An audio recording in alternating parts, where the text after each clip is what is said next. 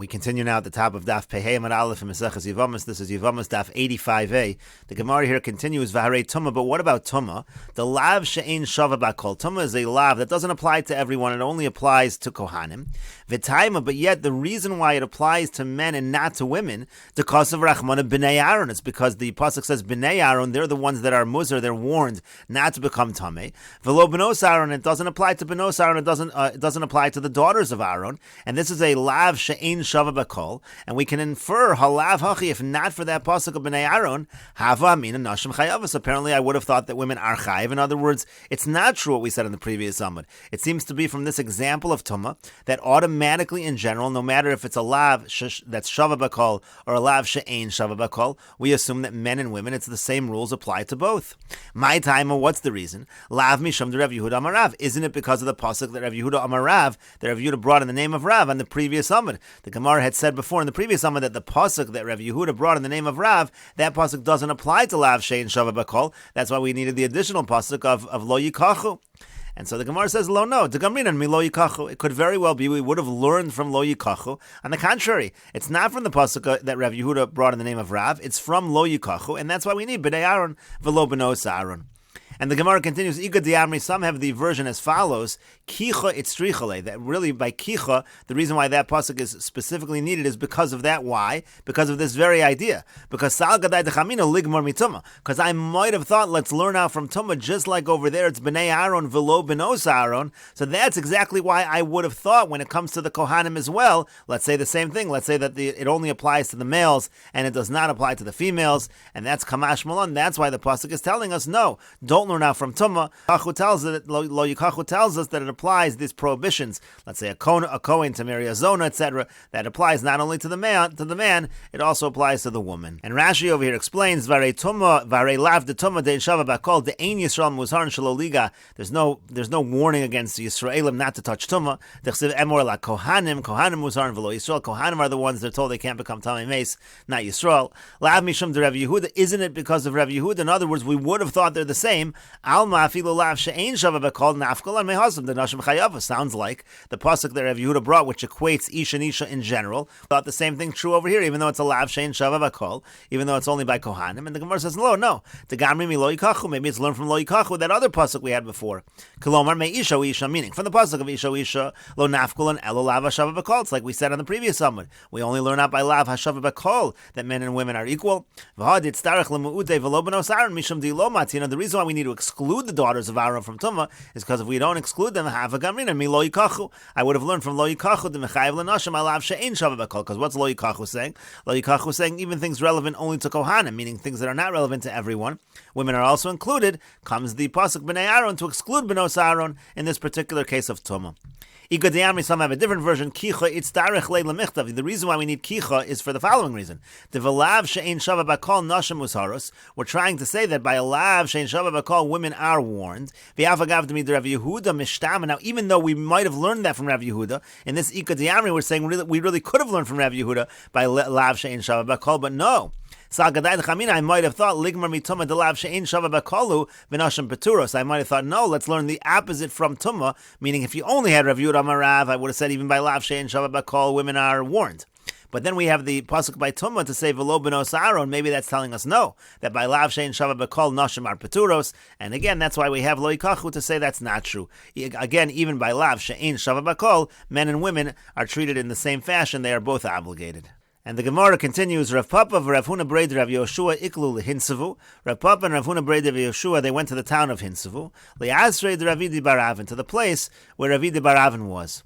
Bo Minayu, the people of the town, they asked them the following question. Huzaru kasheros linase lepsulin olo. The same question that we had before. Are kasheros, meaning to say, let's say, a bas kohen who is a kshera, is she allowed to marry psulin? For example, a cholol, someone who's disqualified from the kahuna, can a bas kohen marry a cholol or not? So Amar Lahura Papa, so Papa said to them, Tanisua, we learned it in the following Mishnah. Asar yuchsin alumi bavel. This is a Mishnah in Kiddushin. You have 10 different kinds of statuses that came up from Bavel, Kohanim, Leviim, Yisraelim. Chalolim, Gerim, V'charurim, Umamzerim, Nesinim, Shtuki, V'asufi. The 10 categories are, you have Kohanim, Levim, and Yisraelim. You have, again, Chalolim, that's Kohanim that were disqualified from the Kahuna. You have Gerim, that's converts. Charurim, that's freed slaves. Mamzerim, that's a mamzer. Nesinim, again, Nesinim is like the Givonim. And then Shtuki and Asufi, those are various people who don't know their exact lineage. And so the Mishnah says, Kohanim Levim Yisraelim Mutarin Lavo Zebozeh. Kohanim Levim Yisraelim, they can marry all one another. Levim Yisraelim Chalolim Gerim Charurim, all of those individuals Mutarin Lavo Zebozeh, they can marry each other. Gere Charuri Umamzeri Nesini Shtuki V'Asufi Mutarim Lavo Zebozeh, all of those individuals, they can marry one another.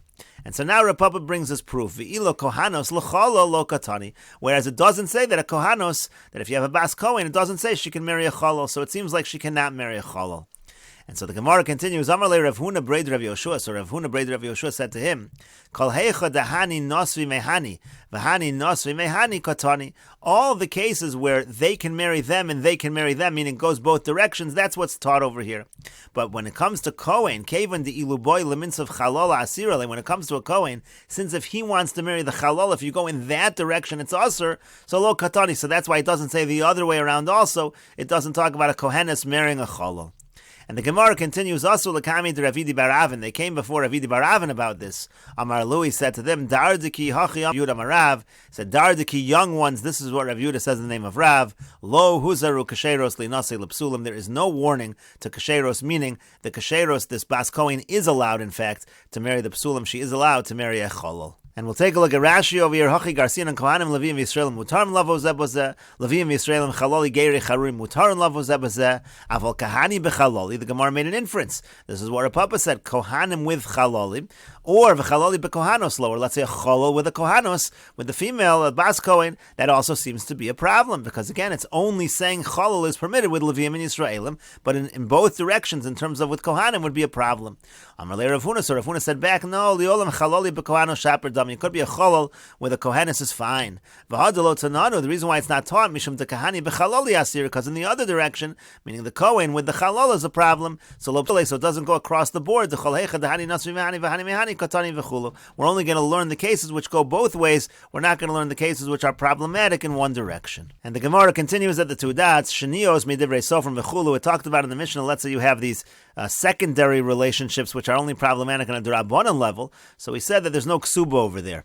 And so the Gemara says, Bo minei b'nei biri me Rav Sheshes. The b'nei biri, they asked Rav Sheshes the following question. Shniya lebal v'lo shniya leyavam. Let's say you have a case where it's a secondary relationship. She's prohibited to her husband, but she's not prohibited to the yavam. She's not prohibited to the brother-in-law, so then the husband dies and she marries the yavam.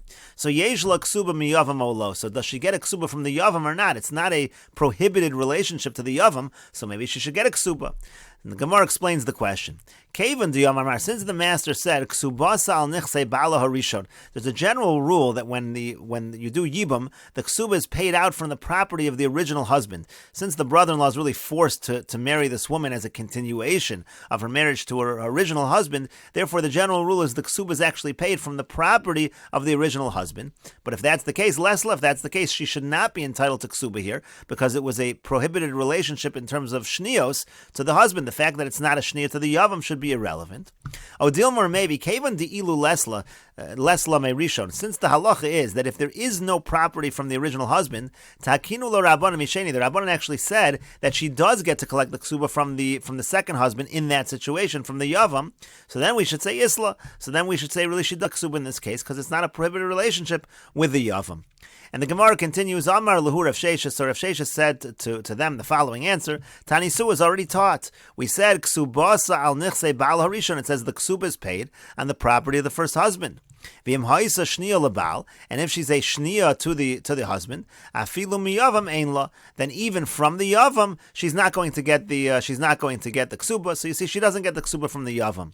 But the Gemara now continues 1 second. Mechlal di'ika di'isla miyavam. Just from the phrasing of this brisa over here, it sounds like there are cases where she collects from the yavam. If you're saying she gets the ksuba from Baal Harishon, and if she's a shniya lebal, afilu miyavam she doesn't get. That sounds like there are cases she's collecting from the yavam.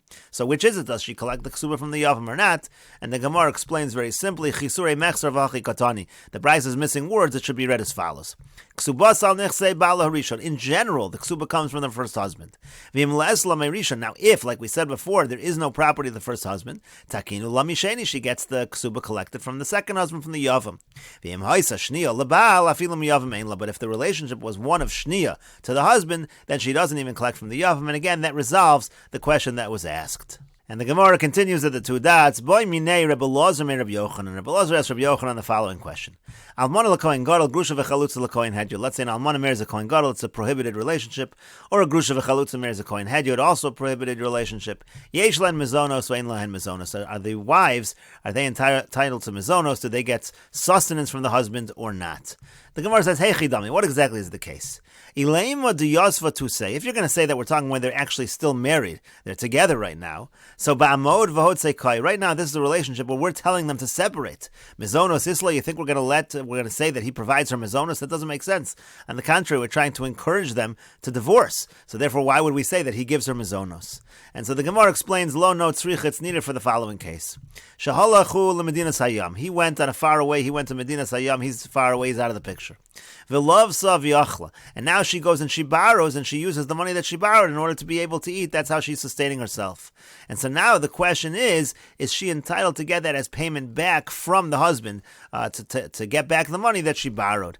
What's the halacha? Mizone tanai ksuba ninhu. So do we say that the mizonos is really a condition of the ksuba?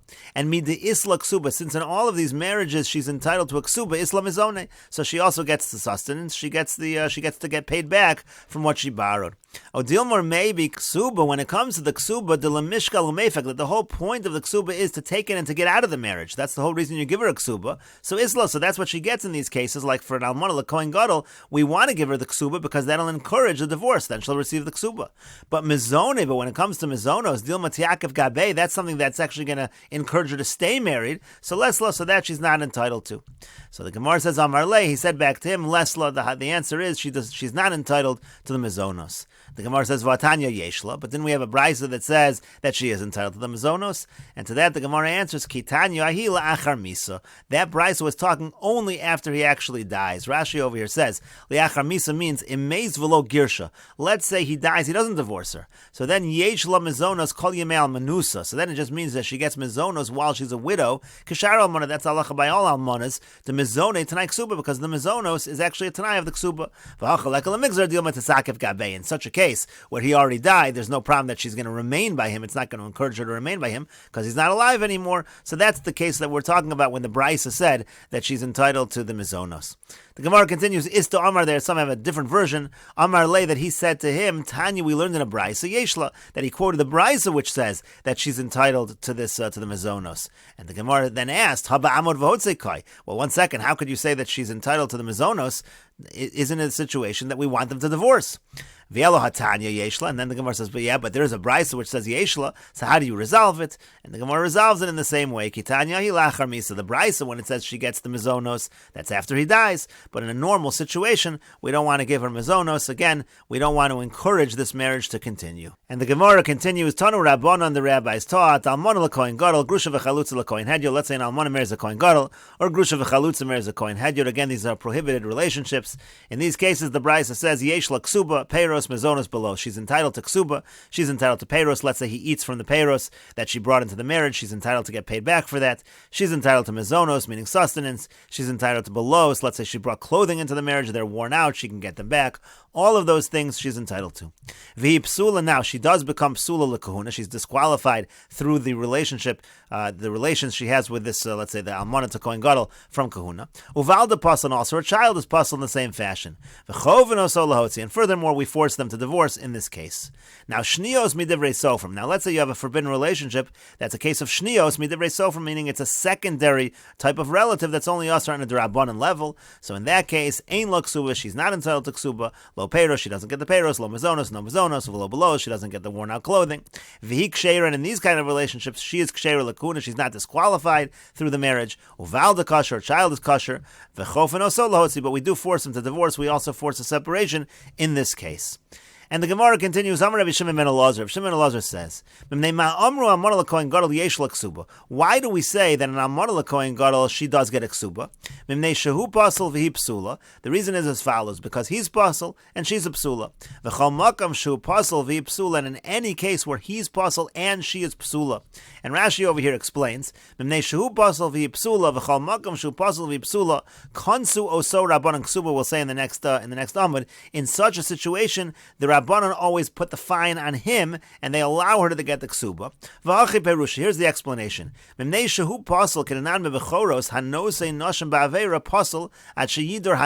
halach is, if a man marries a woman ba'avera, so then it actually creates a psul over there. V'hi psul al yadu. In other words, it creates a psul for him and a psul for her. And in such a situation, the fine actually goes against him. And the idea over here is that if the relationship disqualifies him from the kahuna and also disqualifies her from kahuna, so then the fine is going to go against him, and she will be entitled to her ksuba. And we'll continue with this discussion in the next video on Daf Pei Amud Beis.